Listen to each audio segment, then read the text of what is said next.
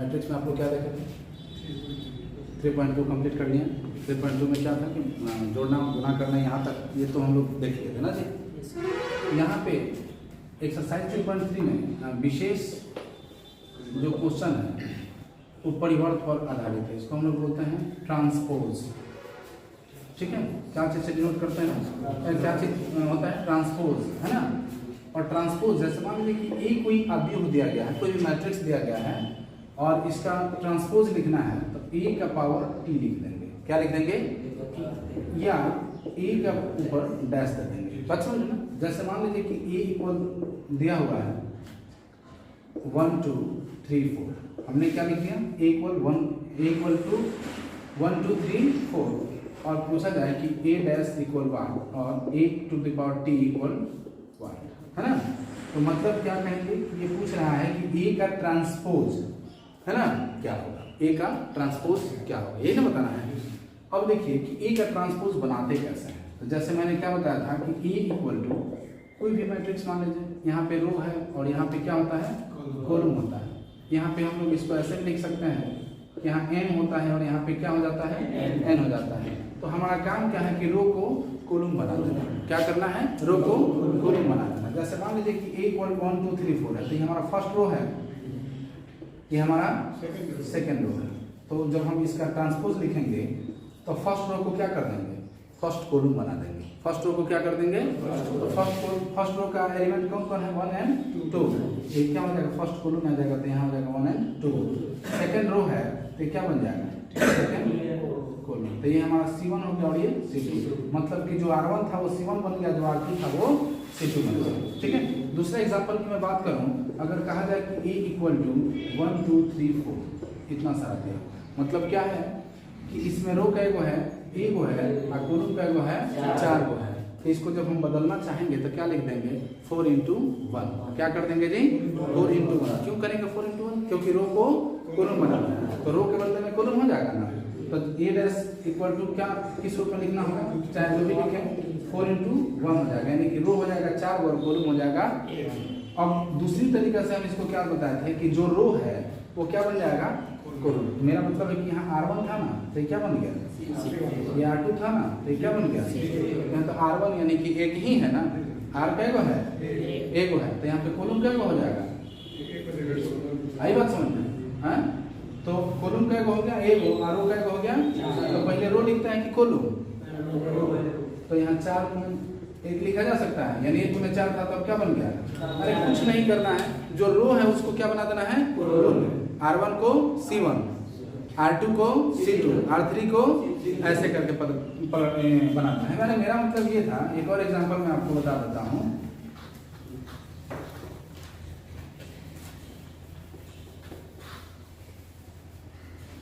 जैसे equal to आपने क्या देखा? A B C, है ना। ये क्या है? इसमें A को कॉलम है और 3 को क्या है? इसका ट्रांसपोज निकालना है तो क्या कर दीजिएगा? 3 को कॉलम और एगो, अरे खड़ा है ना, तो कहेंगे कि सो जाओ, है ना। खड़ा है तो क्या कहेंगे कि सो गया। अब यहाँ पे क्या था कि 3 गो रो था, एगो, यहाँ का एगो रो है, कॉलम का एगो हो गया। देखिए तो इसका उल्टा हो गया क्या? तो ये उल्टा काम। जो व्यक्ति खड़ा है उसको कहेंगे सो जाओ, और जो सोया उसको कहेंगे कि यही ना। जैसे मान लीजिए कि B इक्वल टू हमने लिख दिया A B C D नहीं D E F, small letter लिखा जाता है ना भैया। इसका B डैश निकालना है तो इसमें सोया कौन कौन है जी? A B C सोया है, D F सोया है, तो कहेंगे तुम खड़ा हो जाओ, तो हो जाएगा A B C और D F फिर खड़ा हो। अरे करना कुछ नहीं है, रो को क्या कर देना है और कॉलम को क्या कर देना है, इतना ही ना काम है। इसके अलावा कोई काम? रो को कॉलम को, ये क्या कहलाएगा? परिवर्तन, ट्रांसपोज। इसको डिनोट कैसे करते हैं आगे बात समझना है। आइए शुरू करते हैं अपने एक्सरसाइज को। कोई दिक्कत किसमें?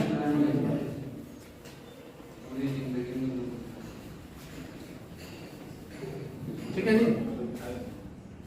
यहाँ a इक्वल दिया हुआ है, नहीं, क्वेश्चन नंबर 1 में कह रहा है कि अवयव 5 1/2n - 1, 5 1/2n - 1, यही ना है जी।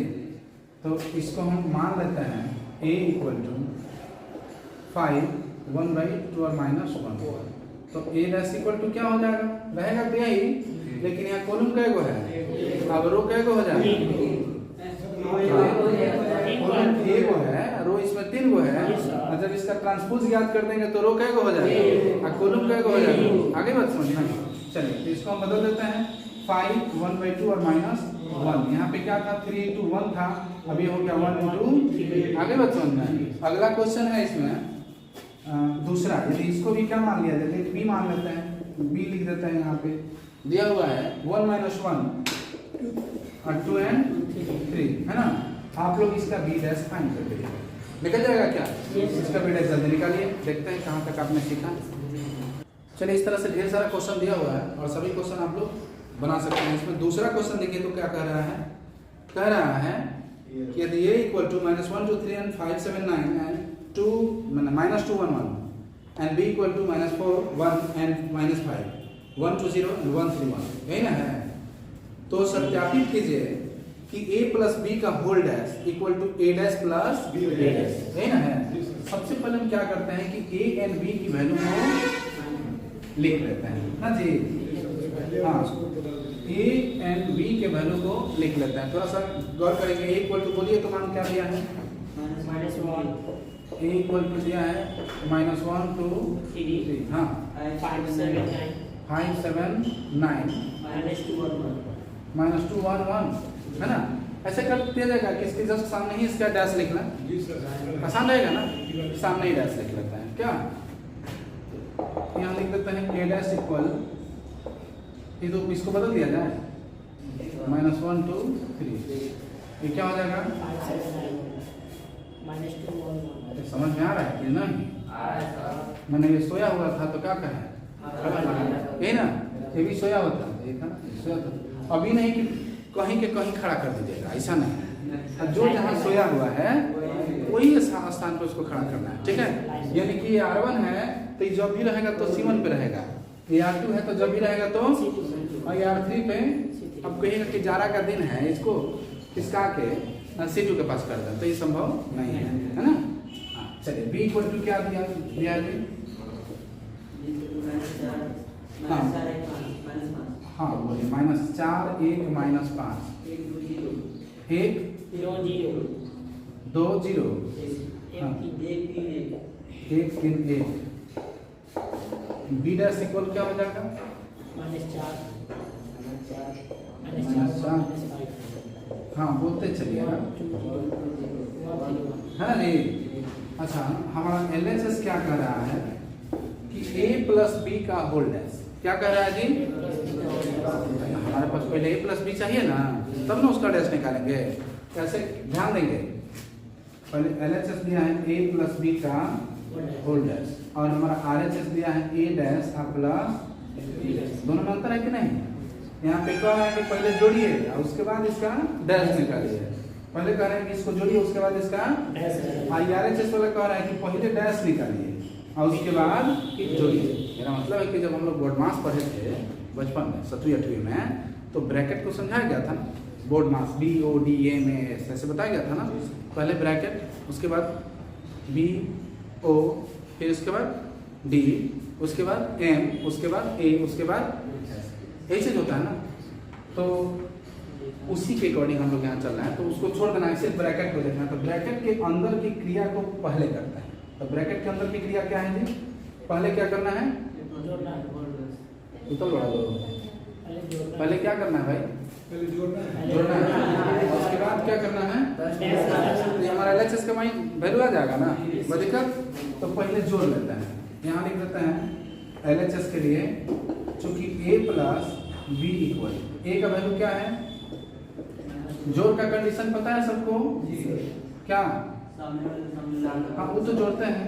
मैंने हमारा कहने का मतलब ये था कि रो की संख्या रो के संख्या के बराबर होनी चाहिए और कॉलम की संख्या, तब ना सामने सामने जुड़ेगा। अब ये नहीं कि 2 into 2 ऑर्डर का एक तरफ है, 2 into 4 ऑर्डर कर देते दूसरे तरफ, कहिए कि उसको जोड़ के दिखाइए, तो जुटेगा क्या, कभी नहीं जुटेगा, है ना। 1 2 0 और 1 3 1, ये को गलती हो जाएगा अक्षर तो आपका पूरा वैल्यू कम माने आंसर नहीं आएगा, है ना। चलिए देखिए, तो -1 और -4 दो प्लस माइनस माइनस हो जाता है ना, तो -1 और -4 कितना हो जाएगा, हो जाएगा ना। तो बोलते चलिएगा -5, फिर 2 के सामने कौन है, ऐसे कर देते हैं, है ना जी। 2 के सामने कौन है, 1, 2 में 1 जोड़ेंगे तो कितना आ जाएगा। अब 3 में प्लस माइनस माइनस हो जाएगा, तो 3 - 5 करेंगे तो कितना आएगा, वाह तेज हो गया आपको। तो 5 में 1 ऐड करेंगे तो कितना आ जाएगा, 7 में 2 ऐड करेंगे तो 9 में 0 जोड़ेंगे तो -2 में 1 ऐड करेंगे तो -1, 1 में 3 और 1 में 1, ये हमारा किसका वैल्यू है। तो हम LHS के अकॉर्डिंग क्या लिख लें, a प्लस बी का होल डैश, तो डायरेक्ट डैश लिख देता है, क्या हो ये सोया हुआ है, इसको क्या कहेंगे, 699 ना हो, -1 4 और 2, ये हमारा कौन सा वैल्यू है, LHS। अब RHS में देखिए तो क्या दिया है, a dash plus a dash. अच्छा देखिए, तो a डैश का वैल्यू क्या आया है, -1 5 -2 2 7 1 3 9 1। अब प्लस में b डैश का वैल्यू क्या है, -4 1 1 1 2 3 -5 0 और 1, यही ना है जी। अब ऐसे करते हैं, दोनों को जोड़ दिया जाए, -4 -1 कितना हो जाएगा जी, इतना सोच रहा है सर, 5 है, -2 में 1 जोड़ेंगे 2 2 है 3 7 2 9 1 का 3 4 3 -5 -2 9 में 0 जोड़ेंगे तो 18 हो जाएगा ना। 1 में 1 जोड़ेंगे तो 2, ये हमारा क्या है, a dash plus b dash के वैल्यू। और यहाँ देखिए तो दोनों बराबर है, क्या हो दोनों बराबर है, क्या कह देंगे जी, a प्लस b का whole dash equal to a dash plus b dash proof. अच्छा है, आप लिख दीजिएगा LHS equal to RHS proof. कोई दिक्कत इसमें किसी को नहीं है ना। चलिए नेक्स्ट क्वेश्चन को देखा जाए। चलिए थोड़ा सा क्वेश्चन नंबर 3 पे देखते हैं। दिया है a डैश का मान, ठीक है, a डैश दिया हुआ है 3 4, बोलते चलिए -1 2 0 1, और b का मान क्या दिया हुआ भाई, अच्छा ऐसे है ना, -1 2 1 -1 हाँ 2 1 फिर 1 2 3 है ना जी। तो गौर करेंगे कि ये a डैश है और ये क्या है, b है। तो हम ऐसे करते हैं कि a डैश से a का मान निकाल सकते हैं क्या, और वही रो को कोलम बना देंगे। क्या कर देंगे, रो को कोलम बना देंगे। तो रो को कोलम बनाने का मतलब क्या हुआ, ये जो खड़ा है कहेंगे कि सो जाओ, है ना। अब b इक्वल टू ऑलरेडी दिया हुआ है, कोई दिक्कत, हमारे पास a भी है और b भी है। a का डैश निकाला हुआ है तो हम b का भी क्या कर देंगे, डैश निकाल देंगे। अर्थात मेरे पास क्या हो जाएगा, a हो जाएगा, a डैश हो जाएगा, b हो जाएगा और a डैश। अब सेम ऐसा ही क्वेश्चन दिया हुआ है कि a प्लस b का dash equal to a dash plus b dash, ये सत्यापित करना है। तो हो जाएगा कि नहीं, बन जाएगा ना, ठीक है। इस तरह से अगर यहाँ पे माइनस कहा जाए, प्लस कह रहा था तो आपने इसको जोड़ दिया, अगर माइनस कहा जाए तो क्या करेंगे, आगे बात समझ में। चलिए घटा देंगे। आगे क्वेश्चन नंबर 4 में दिया है a डैश इक्वल टू इतना है, b इक्वल टू इतना, तो a प्लस 2b का होल डैश बन जाएगा क्या, b में 2 से मल्टीप्लाई कर देंगे तो 2b हो जाएगा। 2b को a में जोड़ करके उसका होल डैश निकाल देंगे। कोई दिक्कत है क्या, बन जाएगा या बना दें। पहले मल्टीप्लाई करेंगे 5 नंबर a का मान दिया है, b का मान दिया है, a b का डैश करना है। मतलब जैसे आप यहाँ जोड़ रहे हैं, घटा रहे हैं, वैसे a में b से क्या करना है, अब फिर आप b का डैश निकालना है, उसमें a के डैश से क्या करना है, गुणा करना है। दोनों को देख लेंगे एक दूसरे के बराबर आ रहा है या नहीं, कोई दिक्कत है क्या, बन जाएगा फाइनल। नेक्स्ट क्वेश्चन नंबर 6 7 8 केवल 8 पर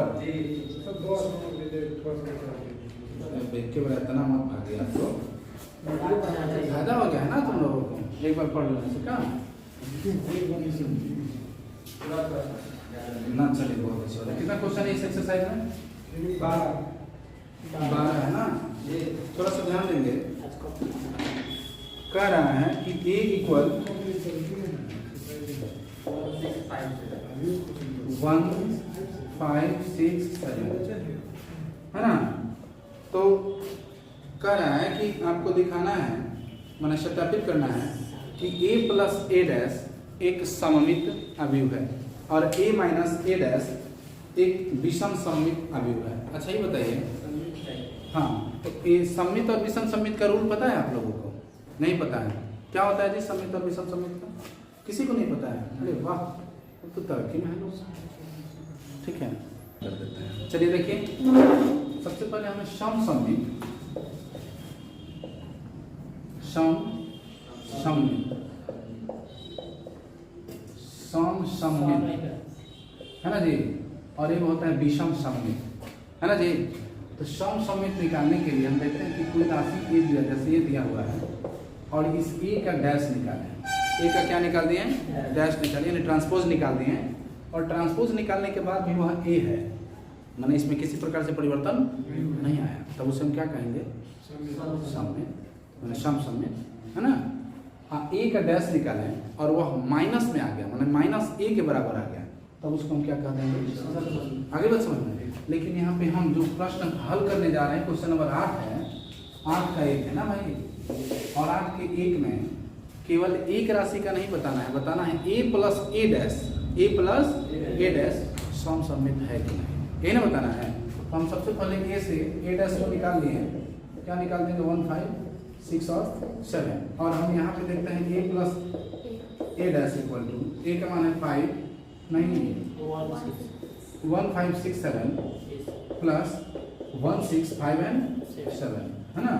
then a plus a dash is 5 1 plus 1 2 6 plus 5 11 6 plus 5 11 7 7 14 ना हो, हाँ 14।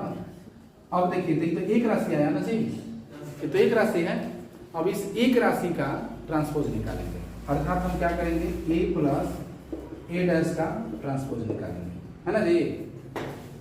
तो ट्रांसपोज निकालने का मतलब क्या है?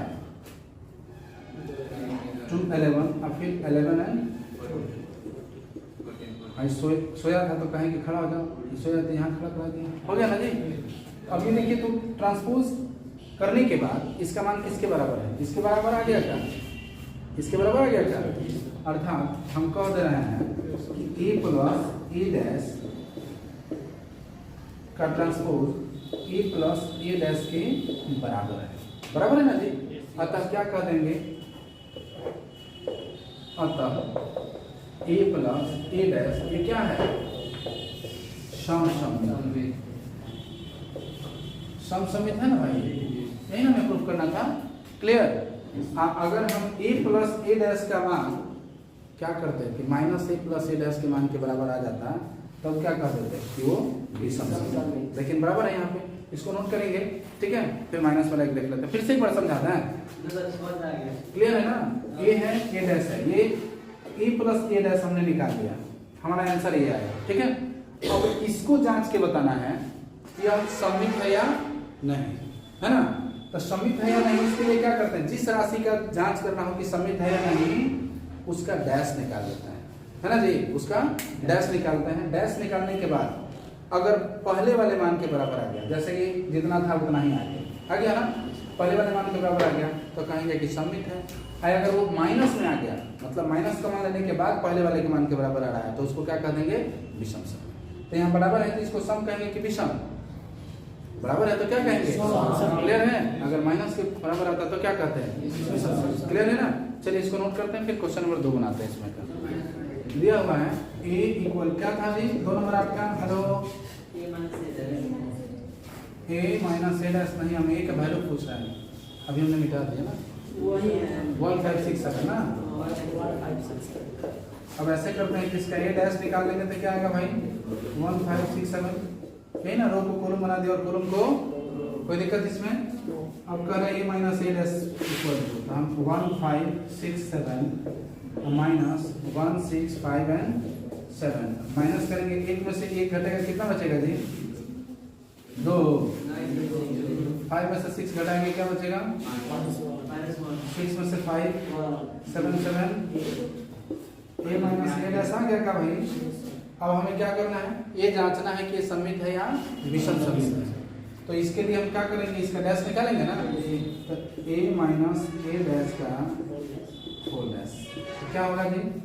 0 माइनस 1 और 0 यही ना आएगा जो सोया था यही ना हुआ। अब ऐसे करते क्या दोनों एक दूसरे के बराबर है क्या? अब बराबर करने के लिए क्या करते हैं? इसमें से माइनस कॉमन कर लेते हैं। a माइनस a डैश, इसमें से हम माइनस कॉमन किए हैं तो ये हमारा आया 0 और ये प्लस था तो क्या बन जाएगा? ये माइनस है तो क्या बन जाएगा? प्लस और ये 0 है ना जी। अब देखिए तो किसके मान के बराबर आ गया? इसके मान के बराबर आ गया क्या? तो हम लिख देंगे a माइनस a डैश का होल डैश है ना, whole dash equal to minus a dash. तो जब माइनस में लाने पर ये बराबर आ रहा है इसका मतलब क्या हुआ? क्या सम सममित है कि विषम सममित? आ गया ना। इसलिए a माइनस a डैश एक विषम सममित आदि है ना जी। यही ना प्रूफ करना था हम लोगों को। चलिए तेजी में नोट कीजिए और आज इतना ही बता देता हूँ। लंग देते हैं और है इसमें तो फिर तो बना लीजिएगा, नहीं बनेगा तो कल क्लास बनेगा।